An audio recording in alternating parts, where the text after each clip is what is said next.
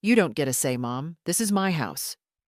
He said it loud enough that even the kids stopped chewing, loud enough for his wife to close the dishwasher a little too quickly, and loud enough for my ears to ring the rest of the evening. It was over something small, silly, really. Elliot, the younger one, had spilled his juice again. Mark, my son, snapped. Sharp, louder than needed.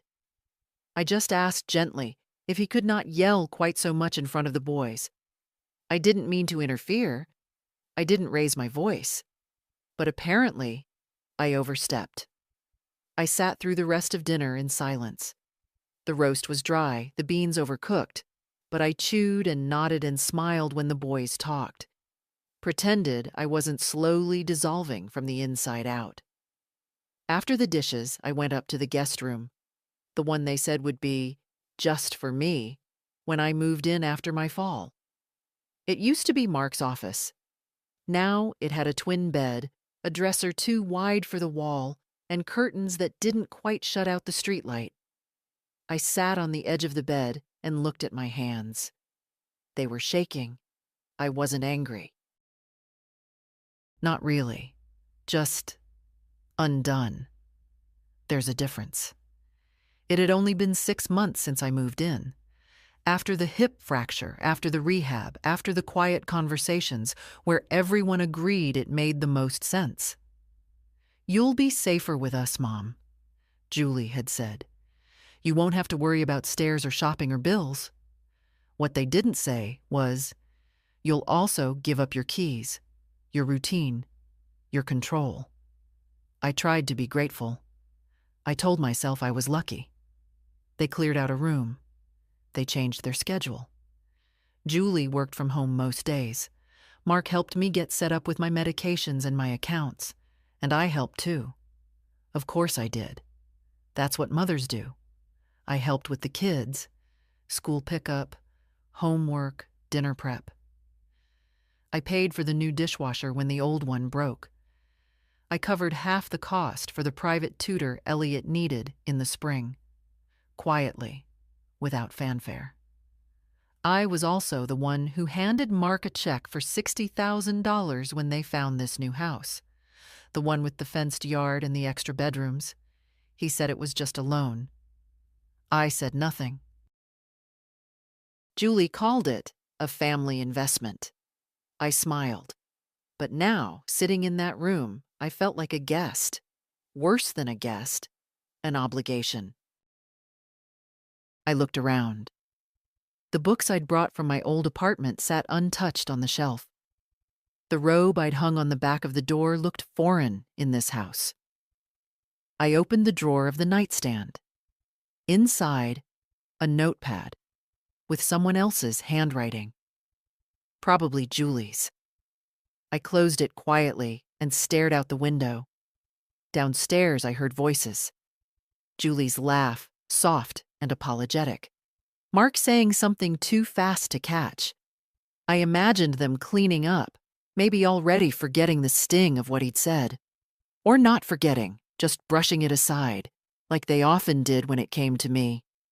It wasn't the first time he'd spoken sharply, but it was the first time he made it clear. I was a visitor, and visitors don't get to parent. Except I'm not a visitor. I'm his mother. I raised that boy. I nursed him through chickenpox and heartbreak. I worked double shifts after his father died so he could finish college without debt. I sat in court with him when he fought for custody during his first divorce. And when he got this house he just claimed so forcefully, I was the one who helped secure the down payment. But now, I'm not allowed an opinion. Not even when a little boy is being yelled at for spilling juice. I don't know how long I sat there.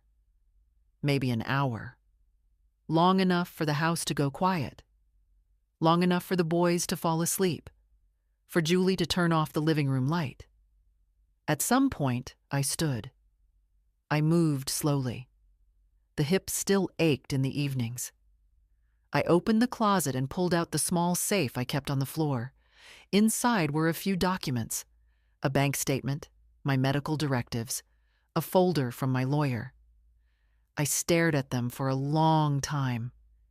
Then I took out my notepad and began making a list.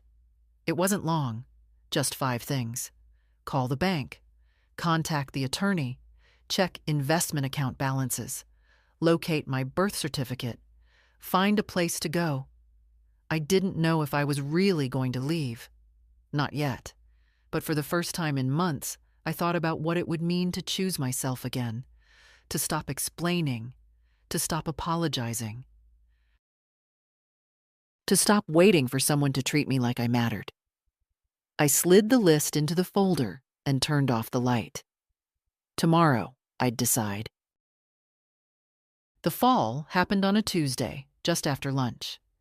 I'd been reaching for a jar on the top shelf, foolish, I know, and the chair I stood on wobbled. 1 second, I was upright. The next, I was staring at the ceiling tiles with a scream lodged in my throat. The pain was sharp, immediate, and unapologetic. I remember trying to drag myself to the phone. I didn't make it far. It was the upstairs neighbor, Pam, who heard something and called 911. Kind woman. Always brings me rhubarb pie in summer. That was 7 months ago. The hospital stay blurred into rehab. The rehab blurred into discussions. Everyone meant well. They always do. Mark came by the second day, flowers in one hand, worry plastered on his face. "You scared the hell out of us," he said. Julie followed him in, holding a tote bag with a puzzle book and lip balm. We sat there, the 3 of us, in that beige room with the noisy hallway. I remember trying to smile. I hate looking like I need anything. After a week, the conversations began. "It's just too risky for you to live alone, Mom. You shouldn't be worrying about bills or cooking meals. We've got space now, with the new place. The guest room would be perfect for you. And the worst one. You'd have your own corner, of course. Your own corner." Like I was a piece of furniture they were trying to find a spot for. Still, I said yes. Because it did make sense. Because they sounded sincere. Because I couldn't bear another winter in that apartment, climbing those stairs on bad knees, microwaving soup at 8 p.m. and calling it dinner. So I packed up my life. 42 years in that place. I sold most of the furniture, donated what I could, boxed up the rest, and had it put in storage. Just until I find out if I like it there, I told myself. I left the lease in Mark's name, just in case. The first few weeks at their house were strange, like waking up in someone else's story. They were kind, attentive. Julie set up my bathroom with fresh towels and lavender soap. The boys made welcome cards. Elliot stuck his drawing on my door with 3 magnets and called it Grandma's office. We found a rhythm. Mornings, I'd sit with the boys before school, make sure they ate more than cereal dust. I started folding laundry, cleaning out the fridge, trimming the garden roses when I had the energy. Nobody asked me to. I just wanted to contribute. Mark insisted I stop paying rent. "Your family," he said. But I paid for groceries often. Quietly picked up the tab at restaurants. Gave Julie a little envelope when the car broke down. Then came the dishwasher. Theirs had been sputtering for months. I noticed Julie washing pans by hand one evening, wrist aching from tendinitis. The next day, I ordered a new one. Paid in full. Had it installed while they were at work. Julie cried when she saw it. Mark just hugged me, called me the family MVP. I told myself it meant something. A few weeks later, Mark brought up the house. "We've been looking," he said over coffee. "Something with a bit more room, maybe closer to Elliot's school." I nodded. It made sense. The kitchen was tight, the driveway a mess of scraped bumpers. He hesitated before the next part. "We found a place. It's a stretch, though, even with our savings and the bank pre-approval." I understood. I always do. How much are you short? I asked. He blinked as if surprised I'd offer. Maybe he was waiting for me to say no. 60, he said. It would be a loan, Mom. I promise. I didn't ask about interest. I didn't ask for paperwork. I just wrote the check. That night, Julie opened a bottle of wine. We toasted to family. The kids danced around the living room.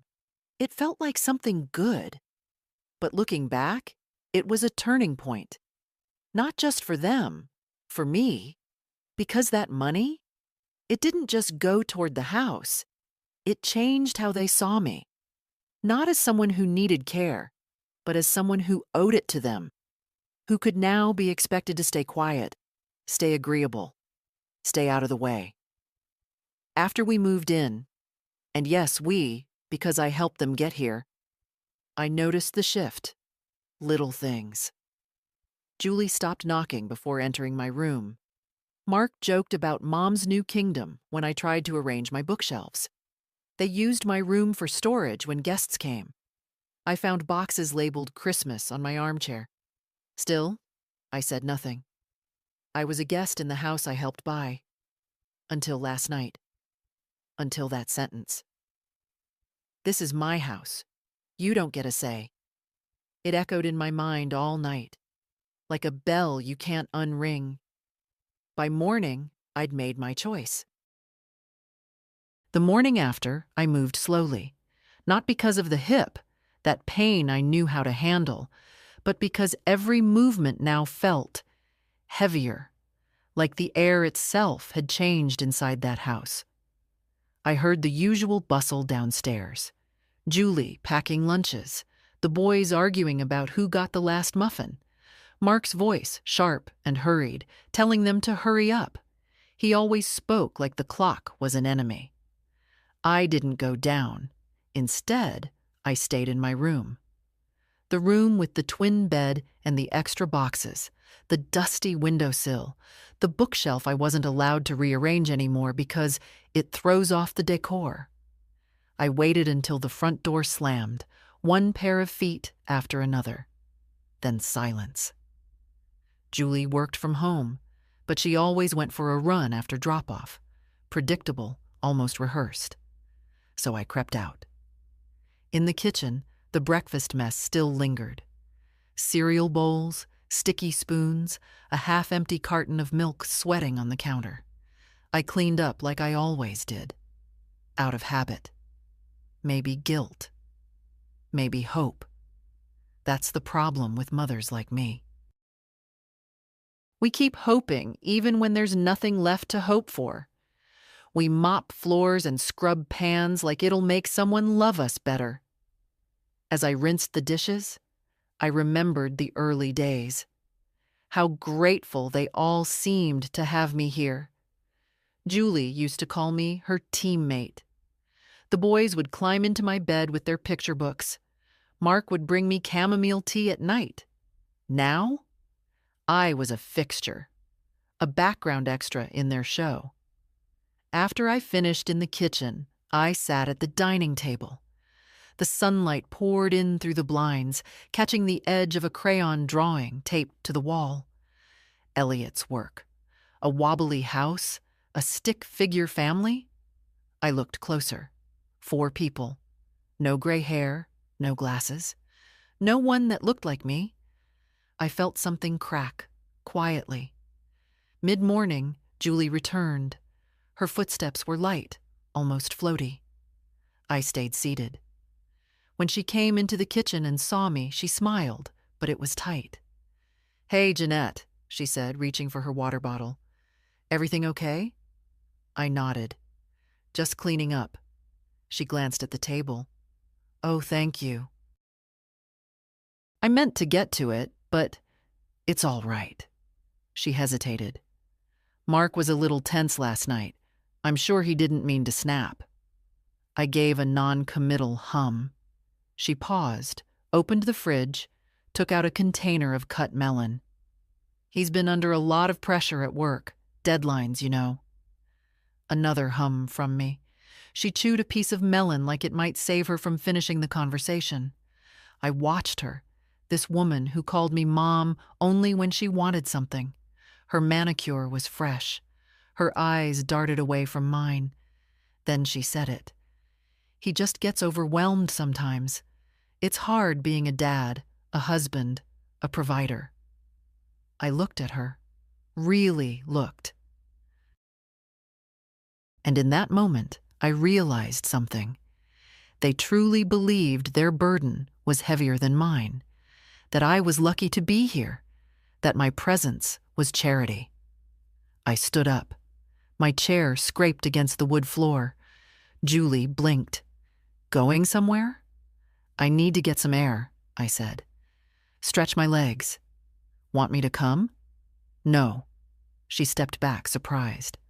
Okay, well, let me know if you need anything. I didn't answer. Just took my purse, the old black one with the broken zipper, and walked out the door. The neighborhood was still new to me. Cookie-cutter houses, fresh lawns, mailboxes that matched. I didn't know the names of the people next door. No one here waved. I walked slow, steady. The hip ached, yes, but less than it did last month. Progress. I used that time to think about every little thing I'd done since I moved in, about the time I stayed up sewing new curtains for the boys' room only to have Julie replace them with ones from Target because yours don't match the theme, about the morning I offered to make pancakes and Mark sighed. Just let Julie handle breakfast, Mom. The kids are used to her way. About Elliot whispering, Mom says you're just here for now. Just here for now. That phrase had stayed with me longer than I wanted it to. I reached the small park at the end of the block and sat on a bench in the shade. A young mother passed with a stroller, earbuds in, gaze forward. No nod, no glance. I closed my eyes and let the wind touch my face. When I opened them, I saw an elderly couple across the lawn. She was feeding pigeons. He was holding a small, portable radio. They weren't talking, just sitting close. That used to be me and Walter. And I wondered, if he were here, what would he say about all this? He'd say, Jeanette, you've given enough. It's okay to stop giving now. I sat there until the wind picked up. Then I reached into my purse, pulled out the notepad I'd folded twice the night before, and looked at the list again. Call the bank. Contact the attorney. Check investments. Find a place to go. I tapped the page, once for each item.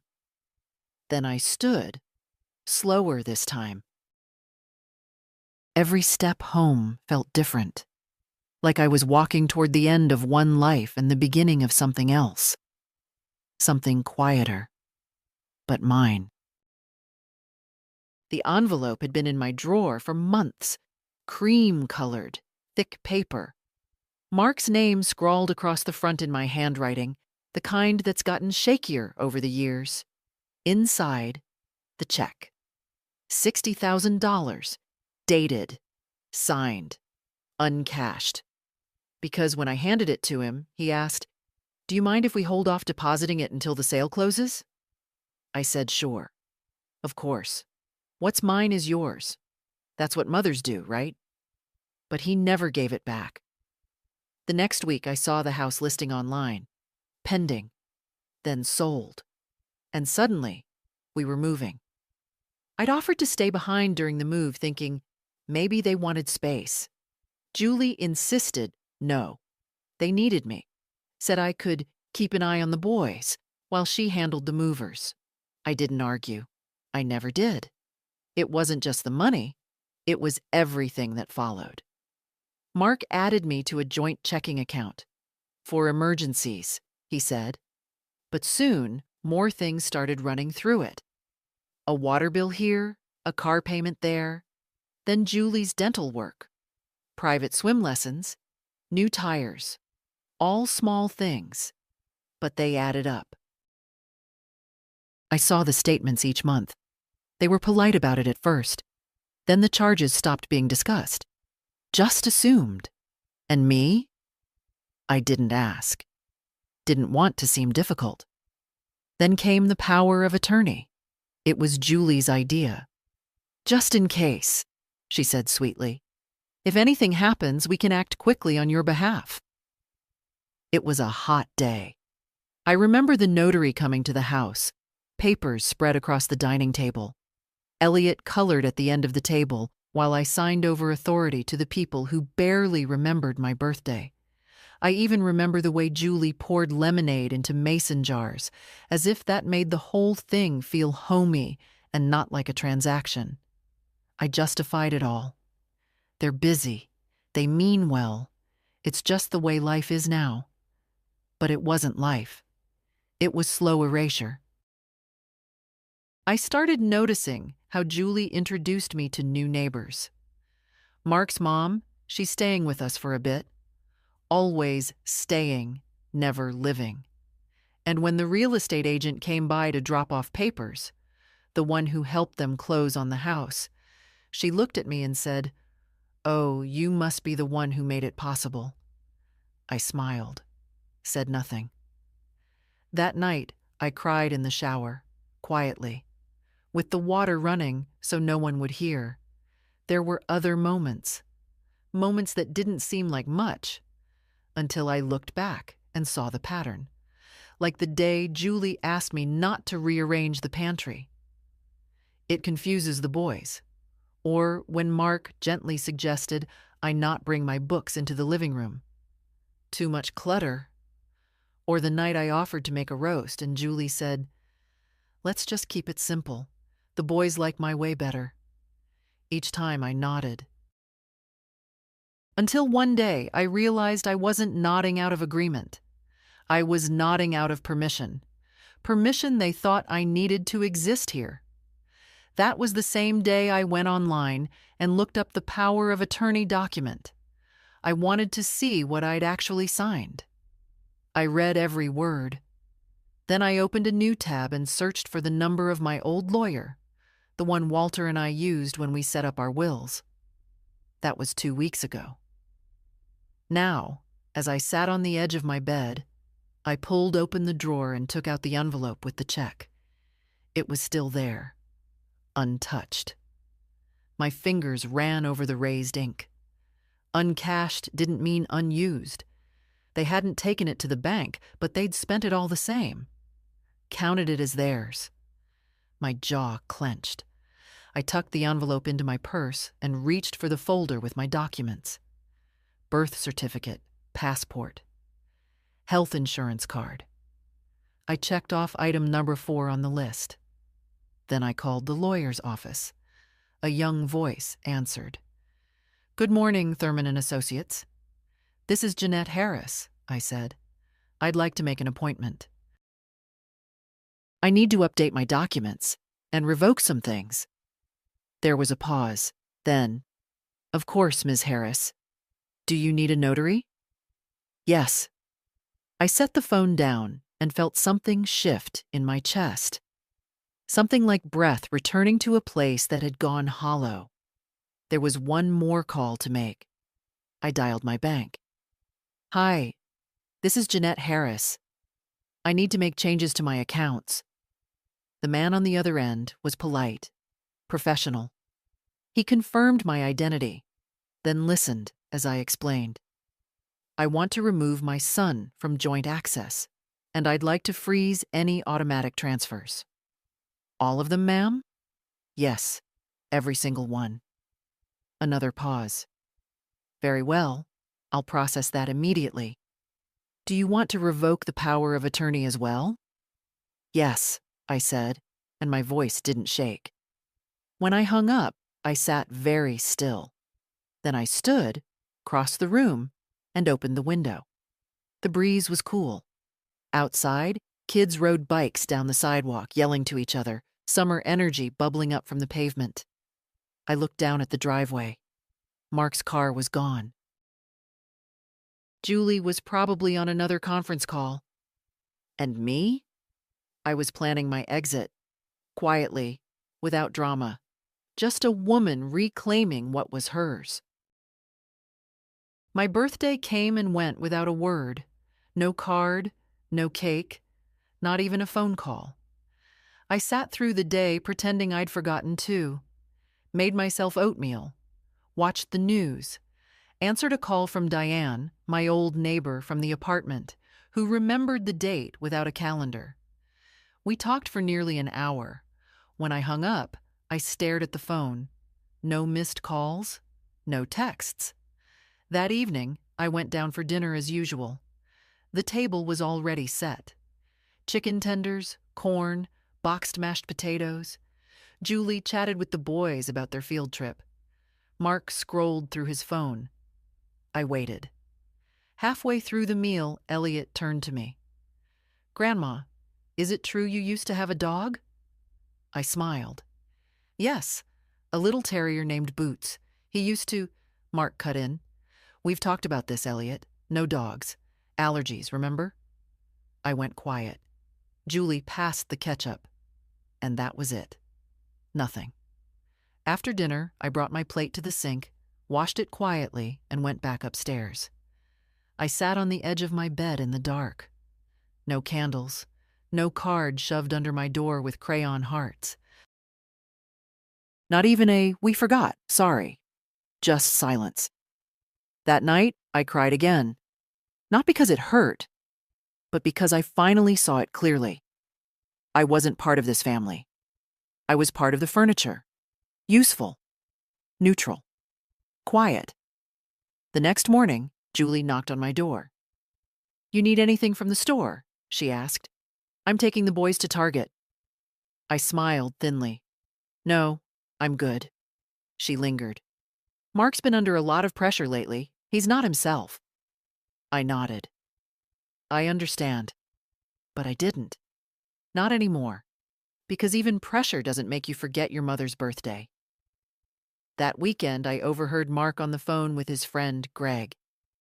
"It's not a bad deal," he was saying.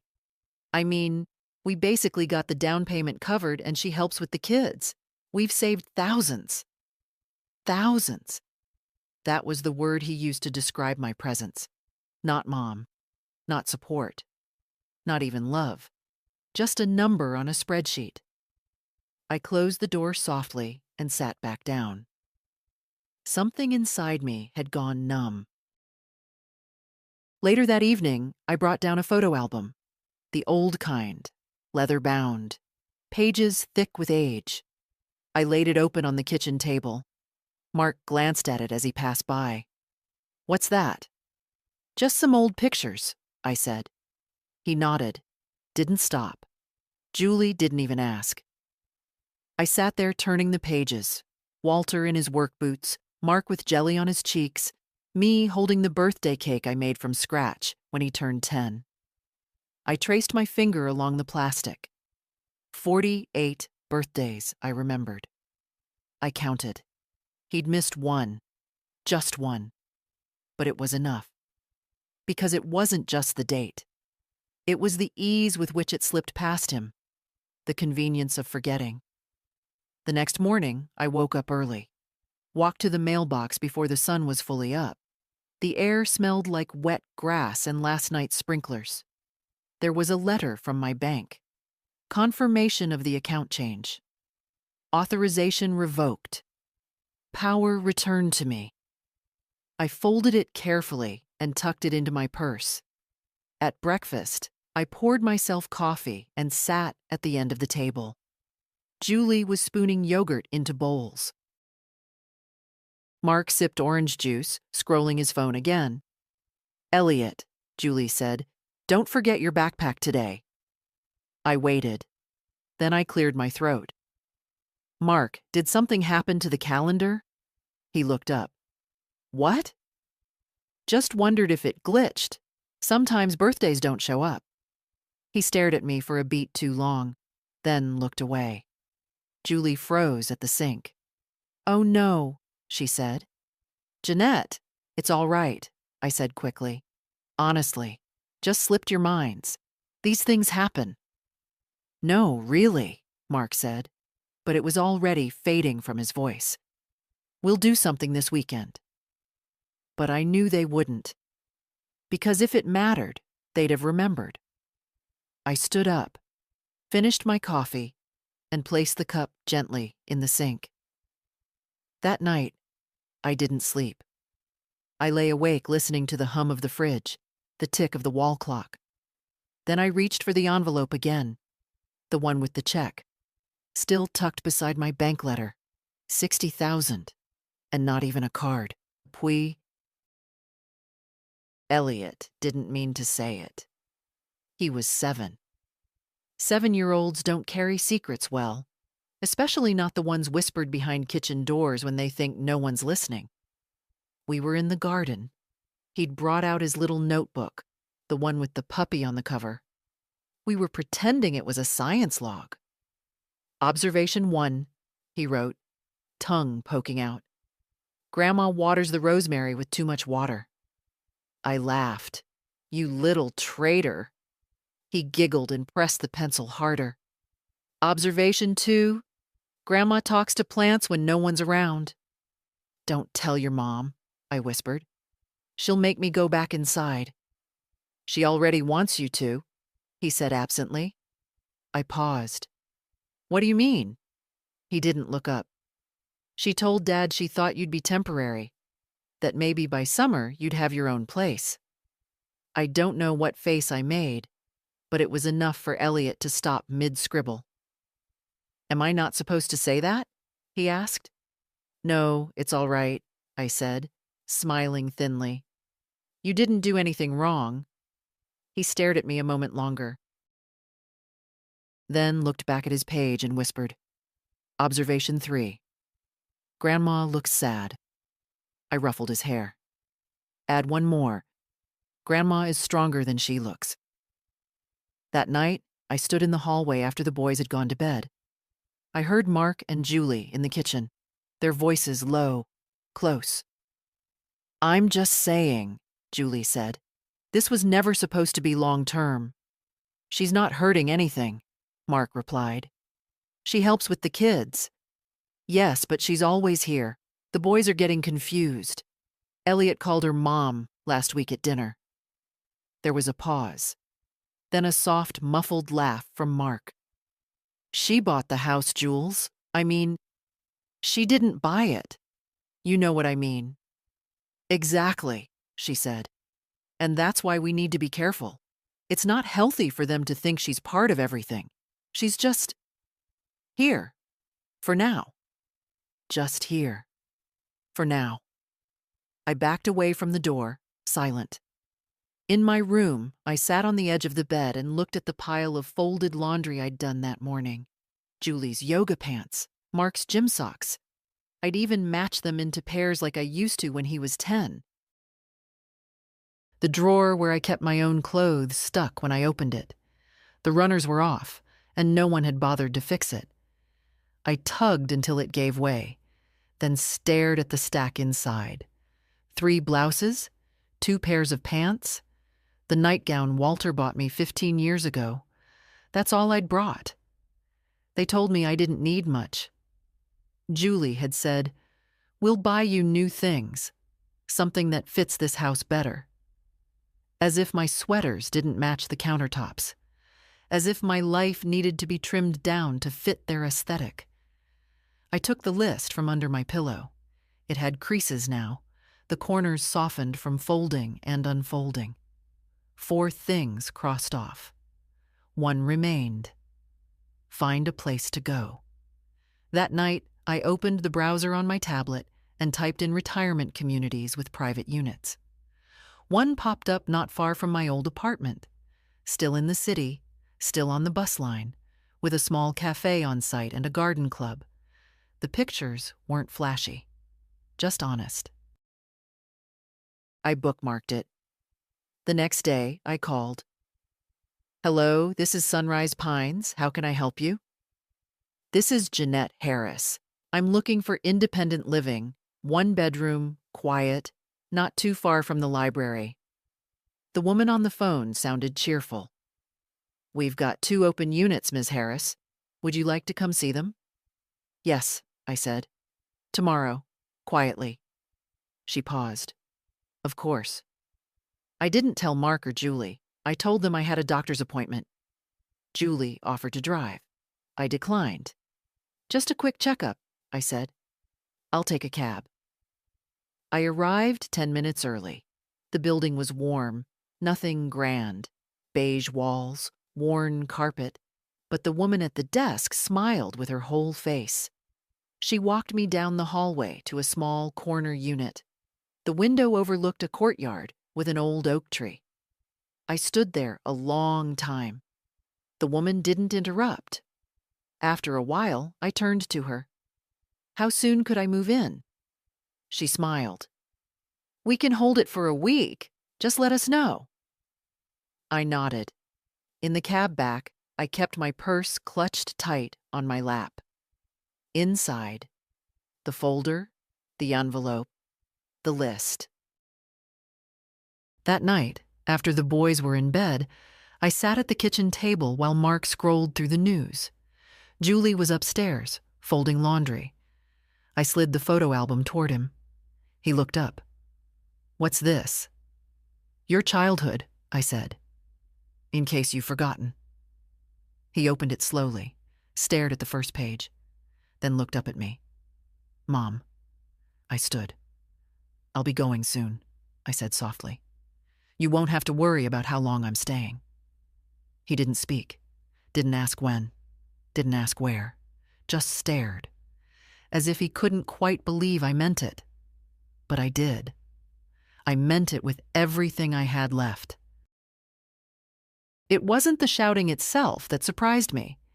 It was how normal it felt to everyone else. We were all at the dinner table.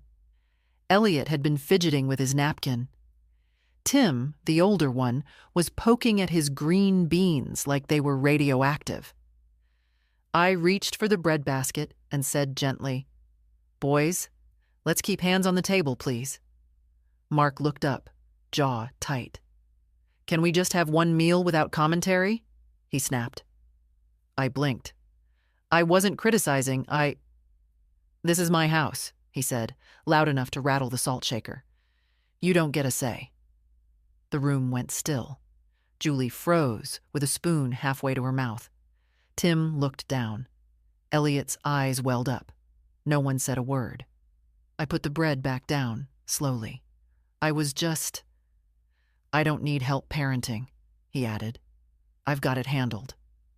The sentence was a slap, but the way he said it, like he'd been waiting to say it, that's what hurt. Julie stood up first. I'll clear the plates. No one's done eating, I said, quieter than I meant. It's fine, she mumbled, already scraping food into the trash. Elliot got up next. He didn't say a word, just left the table and went upstairs. Tim followed. Mark didn't apologize. He picked up his fork, stabbed a piece of chicken, and chewed with too much purpose. I watched him, watched this man I'd raised, this boy I once carried through airports and hospital lobbies, this baby whose temperature I checked every hour when he had the flu at age 6. He wouldn't even meet my eyes. I rose without finishing my plate. Upstairs, I closed the door to my room and sat on the edge of the bed. For a long time, I didn't move. My hands rested in my lap, fingers intertwined, knuckles pale. That night, I didn't cry. I just packed. Quietly. Deliberately. My suitcase wasn't large. I hadn't brought much to begin with.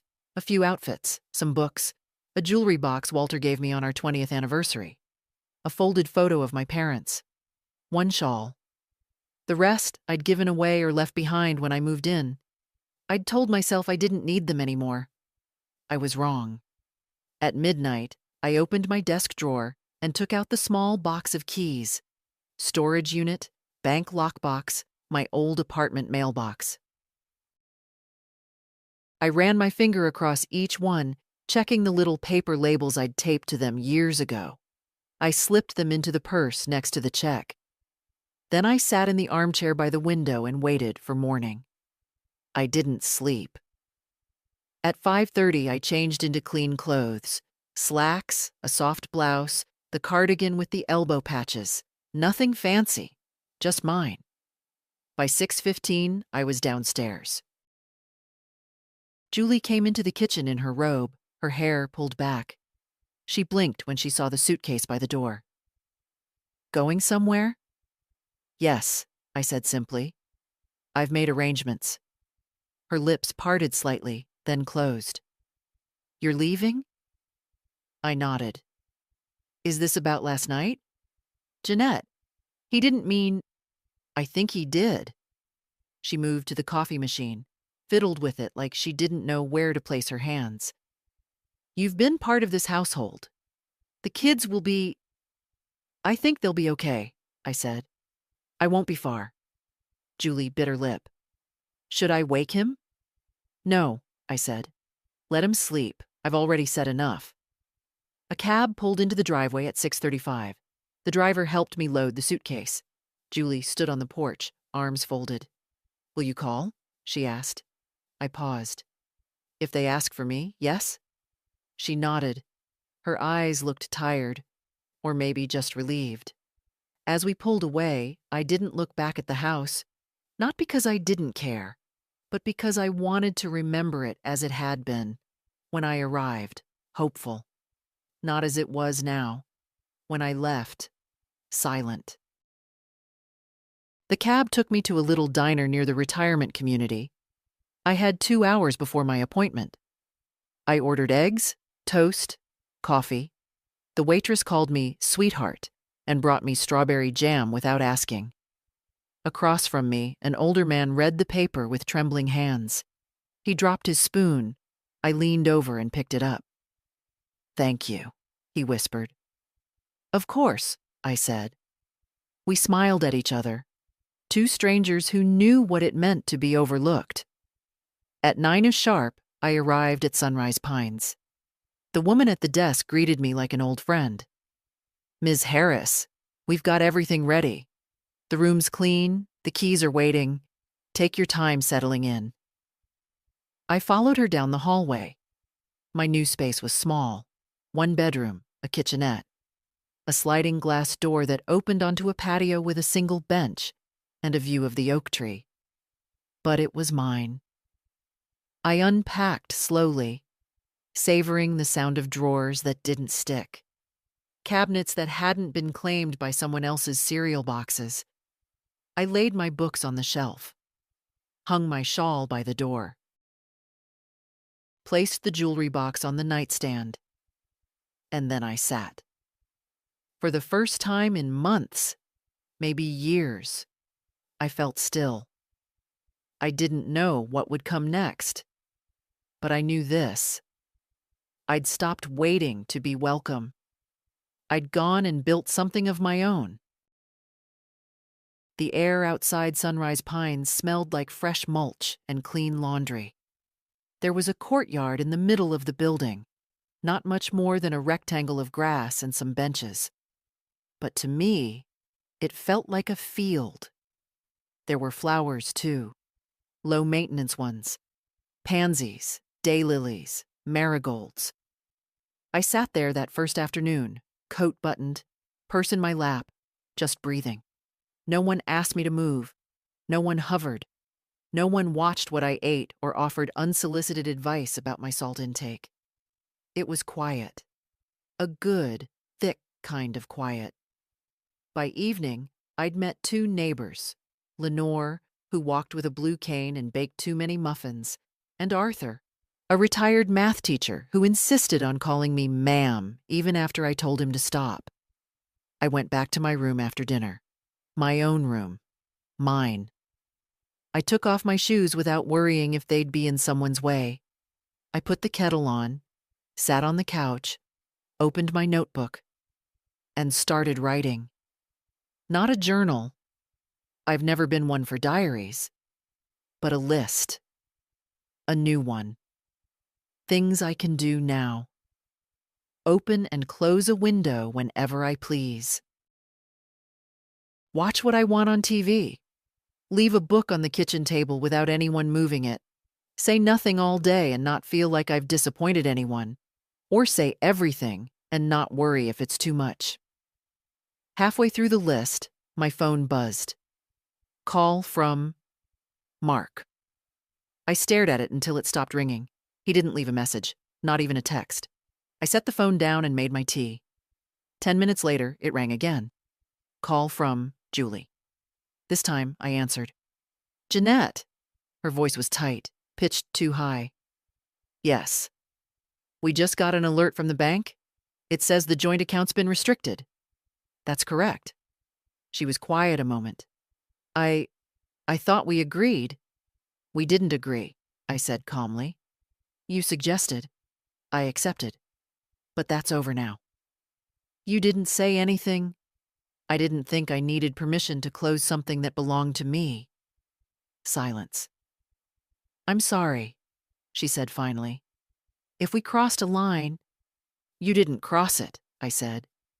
You built a fence around it, then told me I should be grateful for the view. Another long pause. Where are you? She asked. I'm somewhere safe, I replied. Somewhere peaceful. The boys are asking. That caught me. I closed my eyes. Tell them I'm fine. Tell them I love them. I'll have Mark call. I'd rather he didn't. Not yet. Julie exhaled, sharp and short. You know, she said quietly, he's really bad at apologies. I know, I said. So am I. That's how we ended up here. I ended the call gently. No anger, no spike in my voice. Just done. I left the phone on the kitchen counter and sat back down with my tea.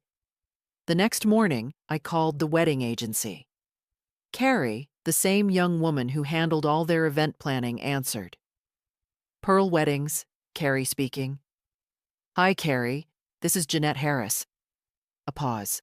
Then, Mrs. Harris. Hi? I'd like to cancel all pending payments related to the Harper's wedding, effective immediately. Another pause. I'm sorry. I thought the event was already confirmed. Isn't the banquet in 2 weeks? It is, I said. But the financial arrangement has changed. Please check your records. I'm the primary sponsor. Yes, of course. That's very unusual. I imagine it is. I'll need to inform the vendors, she said slowly, and the couple. That's fine. I'm sure they'll figure it out. Another silence. Then a soft, Mrs. Harris? May I ask what happened? I hesitated, not out of shame, just fatigue.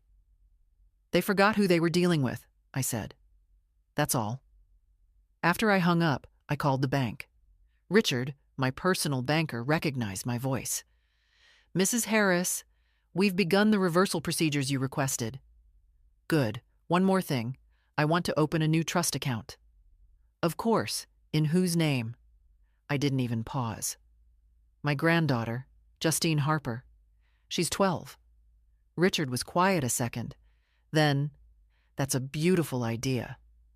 We discussed the details, restricted access, education-only disbursements, long-term growth. When I hung up, I made another list. What I'm leaving behind. A house where I was invisible. A family that confused love with convenience. My own silence. What I'm taking with me. Peace. A few good pictures. The part of myself I'd nearly forgotten. The phone buzzed again. This time, it was Justine. Hi, Grandma. Dad said, you moved. Can I come visit sometime? I miss you. I smiled, typed back. You can always visit me, sweetheart. I'll save you a muffin. The knock came just after 10 a.m. I knew who it would be. I'd been expecting him ever since the account froze, ever since the trust paperwork was filed, ever since Julie's voice wavered over the phone like a dropped plate midair. He wouldn't send her to handle it. He'd come himself. I opened the door to find Mark standing in the hallway, eyes tired, jacket slung over one shoulder. He looked like a man rehearsing lines in a language he didn't quite speak. "Hi, Mom." "Mark?" He stepped inside without asking. I didn't stop him. He looked around the apartment, small, clean, sunlit, like he was assessing damage after a storm. "You really did it," he said. I sat down.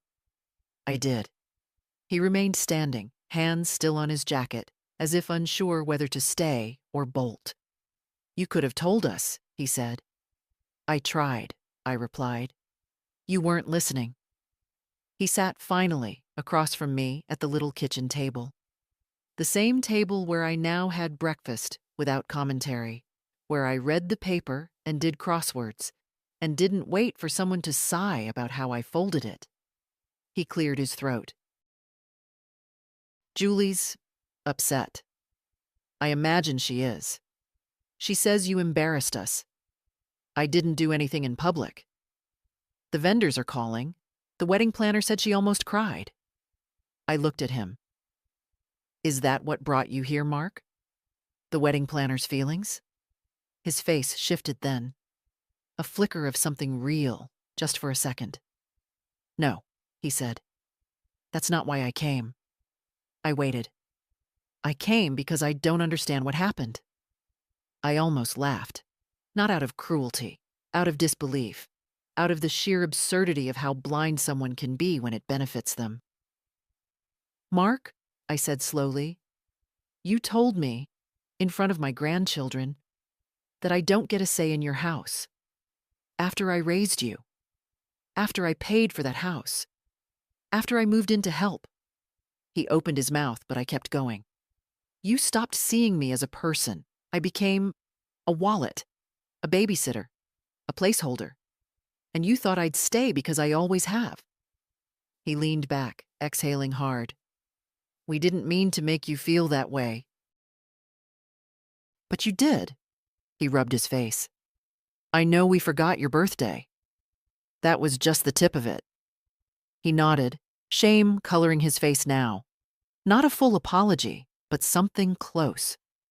"I didn't think you'd actually leave," he said quietly. "I know. I didn't think you'd take the money back. It was never gone." Silence stretched between us. Finally, he asked, "Where did you go that night?" "To Diane's. Remember her? From the old building. She had a fold-out couch." He looked stunned. "You didn't tell anyone?" "I didn't owe you an itinerary, Mark." Another pause. Then, more hesitantly, "Are you happy here?" I looked around. The small bookshelf. The stack of magazines. The little teapot I'd bought with Walter in '84. The framed photo of the boys, still displayed, still mine. "Yes," I said. "I'm peaceful here." He nodded, looked down. After a moment, he reached into his jacket pocket, pulled out the envelope. The envelope. The one I gave him months ago. Uncashed. Slightly bent now. Still sealed. "I never deposited it," he said. "I know." He slid it across the table. "I don't want this anymore." I didn't touch it. "It was a gift. You're the one who turned it into a debt." He looked at me then, really looked, and I saw it. The child still in him, the one who used to climb into my lap when his knees were scraped. He said nothing for a long time. Finally, he stood. "I don't know how to fix this," he said. "You start by not asking me to fix it for you." He nodded slowly. "I'll tell the boys you're doing okay. They can ask me themselves." He managed half a smile. "Elliot said you promised him a muffin." "I did." He lingered at the door. "Do you need anything?" he asked. "No," I said, steady. "For once, I don't." He left quietly. I watched him go from the window. Not with anger, not even sorrow, just clarity. He was still my son. But I wasn't his shadow anymore. 2 days later, I got a letter. Not a text, not a voicemail. A real letter, envelope, stamp, and all. The handwriting was uneven, the lines wobbly. I knew before I opened it that it wasn't from Mark or Julie. It was from Elliot. Dear Grandma, I miss you. Mom says you're resting. Dad says you're thinking. I think maybe they don't know. You left because someone made you sad. I don't know if it was me. I hope not. Please write back. Can I come see you? I'm okay with muffins, but also grilled cheese. Love, Elliot. I held the letter against my chest longer than I needed to, not because it broke me, because it held me together. That afternoon, I replied, Dear Elliot, you did nothing wrong, not ever. I left because grown-ups forgot how to be kind, and sometimes we need to go away to remind them. I would love for you to visit. Bring your notebook. I'll bring the grilled cheese. And maybe I'll show you how to talk to Rosemary without getting caught. Love always, Grandma. I mailed it before I could change my mind. Lenore caught me at the mailbox. Fan mail already? She teased. Just a reminder, I said. Of what? That it's still worth believing in people, even when they disappoint you. She patted my arm. You've got the good kind of bones, Jeanette. Back inside, I sat at my table and opened the notebook again. I made a new list. Things I don't miss. The feeling of being in the way. The careful silence. The sound of a grown son shouting like he's 12 again. Being thanked only when money changed hands. Folding towels I never used. Things I still grieve. Not saying goodbye to the boys properly. The look on Julie's face when I left. Equal parts guilt and relief. Mark, once small enough to carry. The version of me who thought loyalty meant silence. Around 6 p.m., the front desk buzzed. It was Arthur, holding a chessboard. You play? He asked.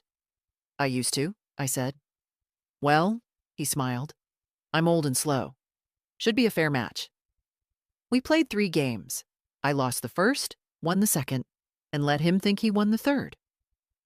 After he left, I sat by the window. It had rained. The light pooled in the cracks of the walkway outside, and a single pigeon strutted near the bench like it owned the place. I watched it, amused. Then my phone rang. Call from unknown. I almost let it go to voicemail, but something in me answered. Hello? Mrs. Harris? Yes. This is Clara, the woman said. From your old building. I hope I'm not disturbing you. Not at all, Clara. How are you? Well, I'm calling because there's a bit of mail here with your name on it. And also I found something else. In the basement storage. Oh? A box, she said. With your name, labeled kitchen. But it's not just pots. There's a bunch of notebooks and a quilt. Did you mean to leave it? I pressed my lips together. No, I said. No, I didn't. I can bring it by, she offered. That would be lovely. I gave her the address. We chatted for a moment longer. About the broken elevator, the new neighbor who plays jazz at odd hours, the cat that lives under the fire escape. After I hung up, I sat still for a long time. I remembered packing that box. I'd written kitchen on it so Mark wouldn't ask what was inside. But it wasn't utensils. It was stories. Pieces of me. Memories no one had wanted, so I'd wrapped them in newspaper and sealed them tight. I hadn't expected to get them back. The next day, Clara arrived in a raincoat, box balanced carefully in both arms. I thought you might want this, she said, setting it down gently. I do. She stayed for tea. When she left, I sat cross-legged on the rug and opened the box. Inside, spiral notebooks, scribbled recipes, a few greeting cards Walter had sent me during their first year of marriage. One with a drawing of a dog that said, "Still barking for you." And under it all, the quilt. Threadbare in places, frayed at the edges, but stitched with every year of our life. I pulled it into my lap and let it drape over my knees. For the first time since leaving that house, I felt whole. Not because I'd regained something, but because I finally knew what I'd never lost. The quilt stayed on my armchair after that. Every morning, I folded it neatly. Every evening, I pulled it over my legs, even when it wasn't cold. It wasn't for warmth. It was for remembering. Walter's old flannel shirts sewn in squares, pieces of Elliot's baby blanket stitched into a corner, a faded patch from the dress I wore the day we brought Mark home from the hospital. It wasn't just cloth. It was evidence that I'd lived, loved, given, that I hadn't been some footnote in other people's lives. A week after Claire's visit, I got a text from Julie. "We're talking to the boys about boundaries. They miss you. Would you be open to seeing them?" I stared at the message for a long while. Then I typed, "I'll meet them, just them, Saturday afternoon." She replied immediately, "Thank you. I'll bring them at 2. I didn't correct her. At 1:55, I stood at the front window. Julie's car pulled in at exactly 2. The boys climbed out, dressed too neatly. Tim had a collared shirt on. He hated those. Elliot wore mismatched socks. I smiled. Julie stayed behind the wheel. She didn't get out. Didn't try to follow them up. That at least she got right. When I opened the door, Elliot ran in first. "Grandma!" he shouted, arms flung wide. I knelt, knees creaking, and pulled him close. Tim followed, more reserved. "Hi," he said, voice low. I kissed his forehead. "Come in, both of you." We sat in the small living room. I'd made lemonade, cut up apples, laid out shortbread cookies on a napkin. "Nice place," Tim said. "It's small. But it smells like you," Elliot said. "Like soap and cinnamon." I smiled. "That's just because I burned toast this morning." We sat together, the 3 of us, for almost an hour, talking about school, friends, Elliot's science notebook, Tim's new bike. They didn't ask why I left. They didn't ask if I was coming back. They just sat close. Listened. At one point, Elliot looked around. "Where's your TV?" "I don't have one," I said. He blinked. "You don't need one?" "No," I said. "I have a window, a kettle, and my own keys." They didn't understand. Not really. But they nodded anyway. At 3, I walked them to the curb. Julie was still in the car, sunglasses on, staring ahead like it was taking every ounce of her restraint not to step out. She rolled the window down as I approached. "Thank you," she said quietly. I nodded. Before the boys climbed in, Tim turned. "Can we come again?" "Of course," I said. "Anytime." Elliot waved out the window until the car turned the corner. I went back inside and sat in the silence they left behind. Not heavy, not empty, just quiet. Later that evening, the phone rang. Mark. I didn't pick up. He didn't leave a message. Instead, he sent a picture, a photo of the boys on the front step of their house, holding a sign that read, "We love you, Grandma." I didn't respond, but I saved it. The next morning, I woke up early and made pancakes, just one batch. No one to feed but me.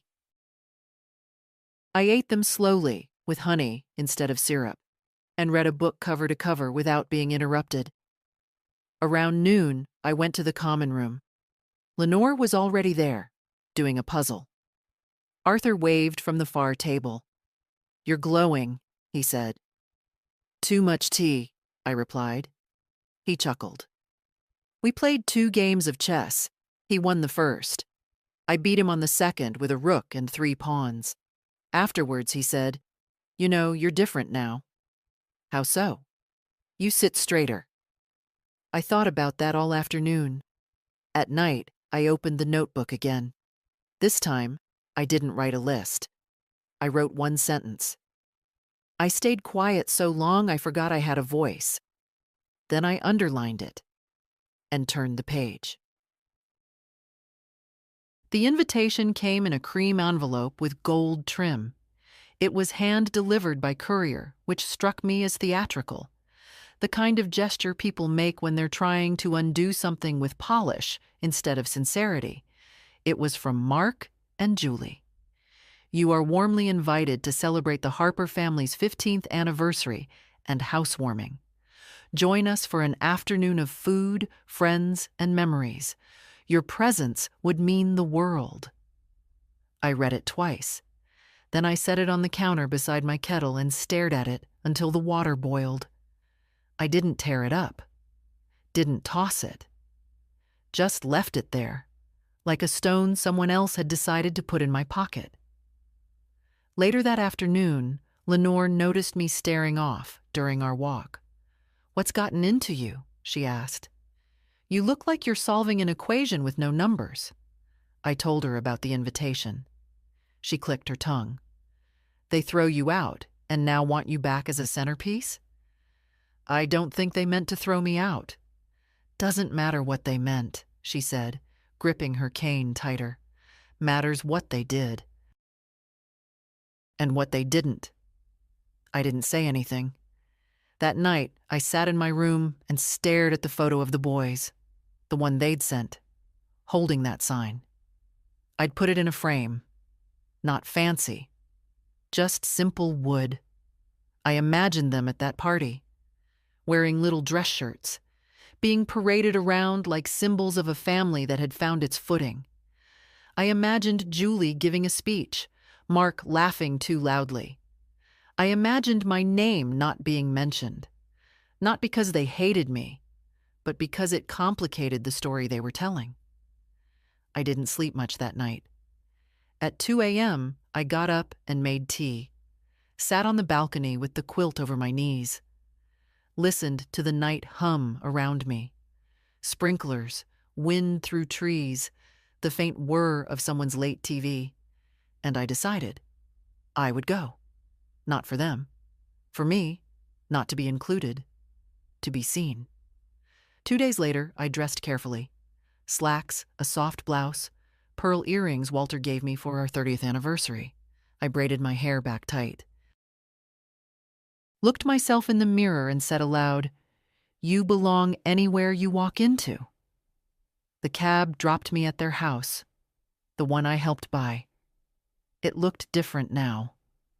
New landscaping, brighter shutters, a decorative wreath on the door that probably cost more than a week's groceries. People were already inside, laughter, music, glass clinking. I walked up the steps and rang the bell. Julie opened the door. For a moment, she looked stunned.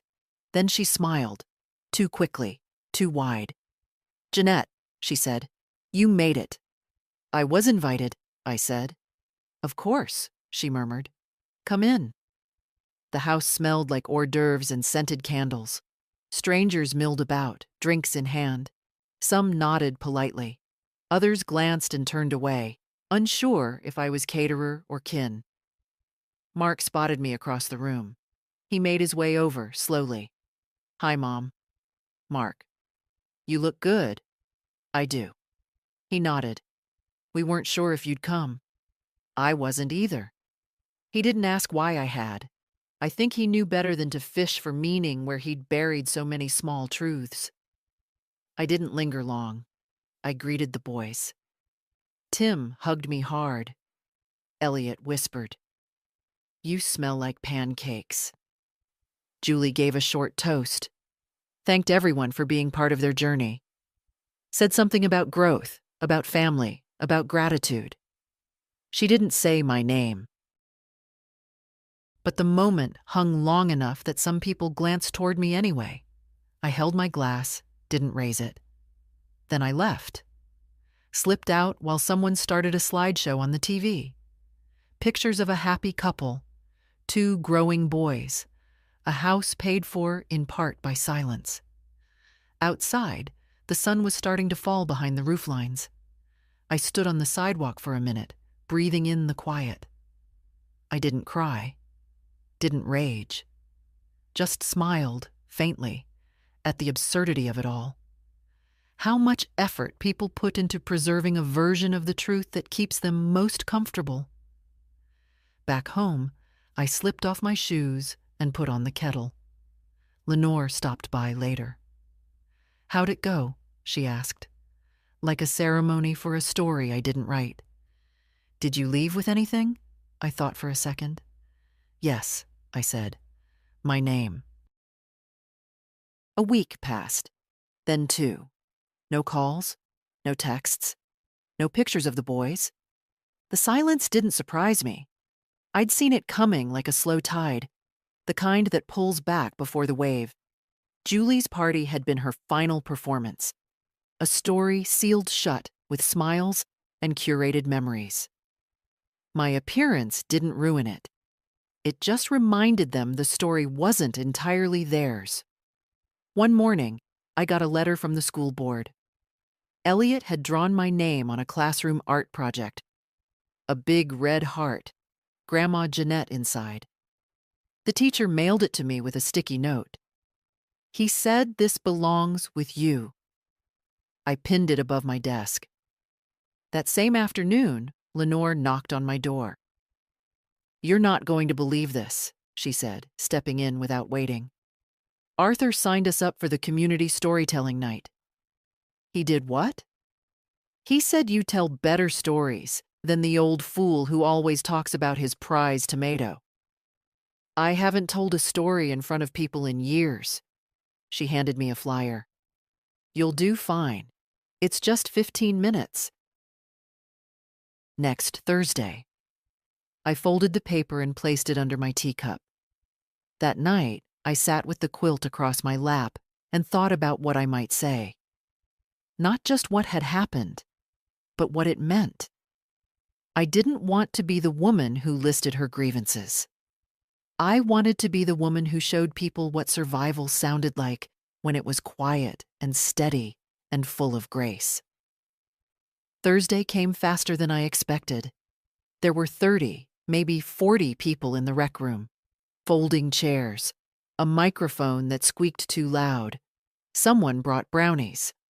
Arthur spoke first, about being a teacher and learning from students who didn't care about algebra, but taught him how to show up anyway. Then it was my turn.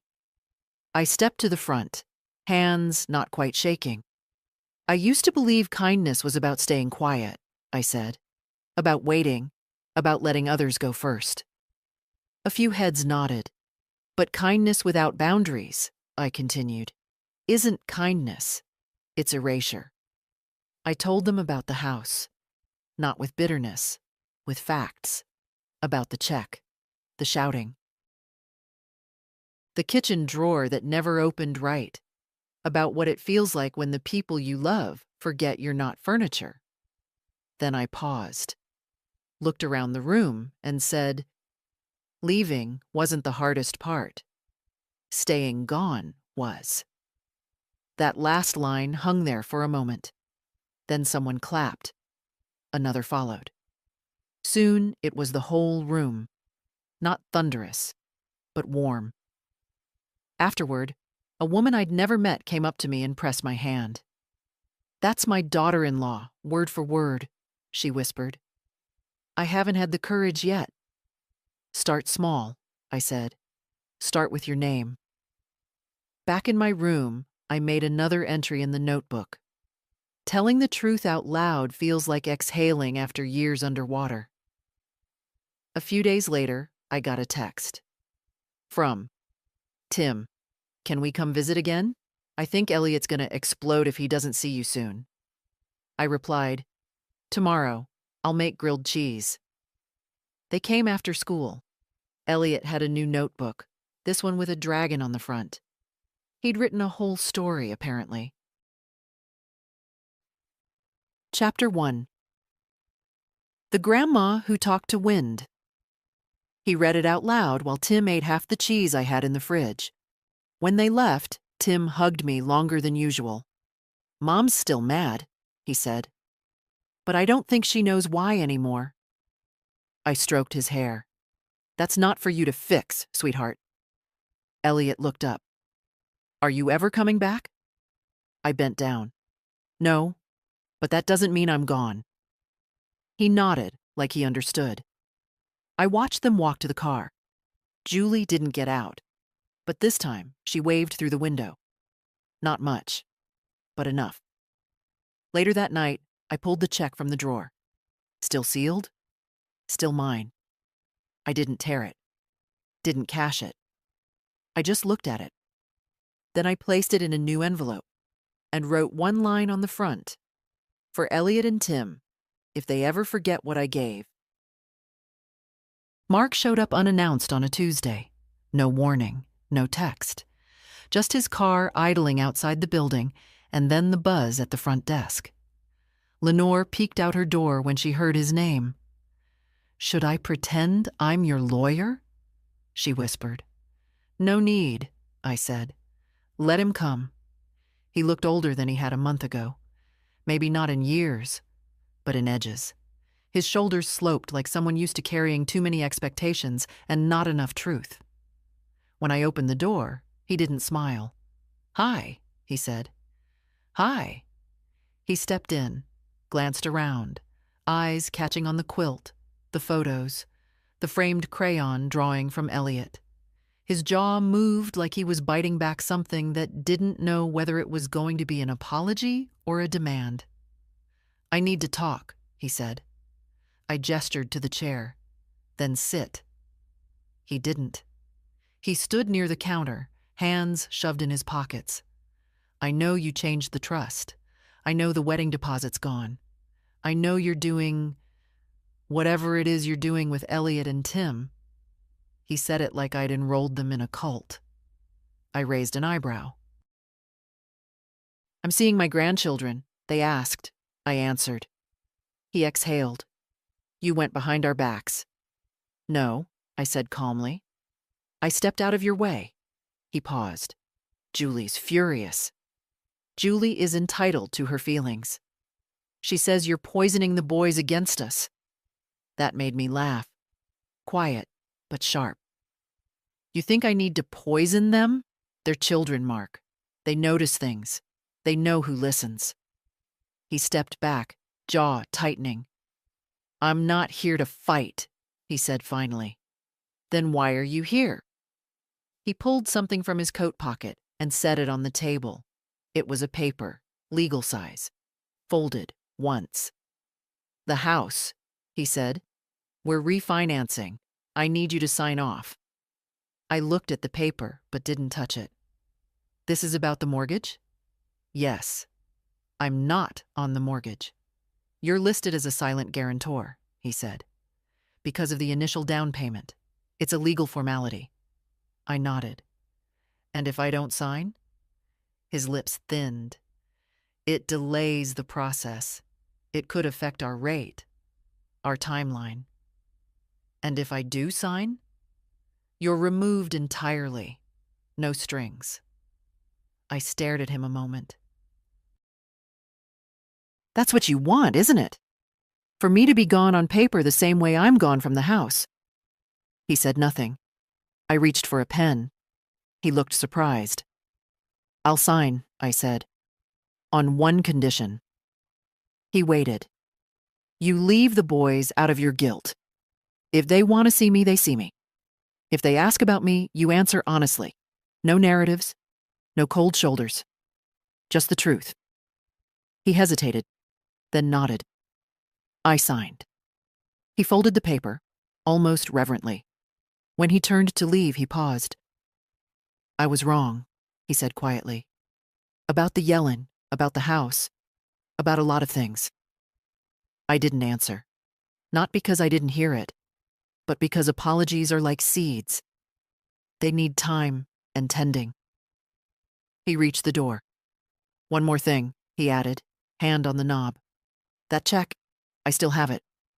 I know. I want to tear it up. Don't. He turned, surprised. Give it to your sons, I said. One day. When they ask why their grandmother vanished and didn't stay gone, he nodded once, then left. That night, I wrote only one sentence in the notebook. You can't repair something with silence and paperwork, but it's a start to admit it broke. It's been 7 months now. I measure time differently here. Not in arguments or missed birthdays, but in cups of tea poured, puzzles finished, seedlings planted. In quiet mornings, in the rustle of newspapers, in the absence of being overlooked.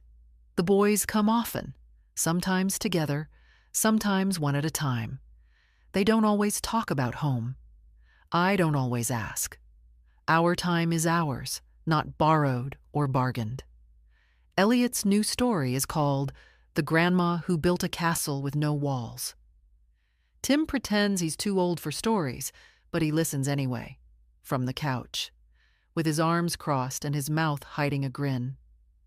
A month ago, I took them to the city garden, showed them where Walter once planted daffodils without permission. We passed by my old building. It still has the same chipped railing on the 3rd floor. Neither of them asked why I left, but Elliot said, "You smile more now?" I said, "That's because I stopped waiting for permission." He wrote that down. He writes everything down. Last week, I hosted my first storytelling circle, not just as a speaker, as the one who starts it. 5 women, 3 men, 2 chairs too many, which I kept open anyway, for whoever needs to find their voice next. I told the story, not all the details, just the shape of it. A woman gave. A woman waited. A woman was erased in the margins of her own generosity. Then she remembered she had a name. They didn't clap. They didn't need to. We sat together in the silence after, and it felt like company. Yesterday, I passed by a mirror and didn't flinch. I didn't check for judgment in my eyes, didn't count wrinkles or remember how long it had been since anyone called me beautiful. Instead, I adjusted my collar, smoothed my hair, and said aloud, "I'm proud of you." Not because I escaped, but because I stayed gone. Because I didn't return just to be tolerated. Because I stopped asking to be needed and learned how to simply be. There's no epilogue where everything is forgiven. No neat ribbon. Mark still hesitates. Julie still defends the version of events that makes her feel kind. That's fine. I'm not here to correct their story anymore. I'm here to write mine. And if you're reading this, if any of this feels like something you've swallowed too often, then I'll say this plainly. You're allowed to take your voice back. You're allowed to stop being grateful for crumbs. You're allowed to build a life where your presence isn't a favor to anyone but you. Start with your name, then take one step, then another. You don't have to yell. You don't have to throw anything. Just don't wait to be welcome in places you already paid for. You're not a guest. You're the foundation. And if this story reminded you of something in your own life, if it stirred even a flicker of recognition, then I'll ask only this. Share it. Comment if you've ever been made to feel small in a room you built. Let someone else know they're not the only one. Because silence may be comfortable, but truth will set you steady.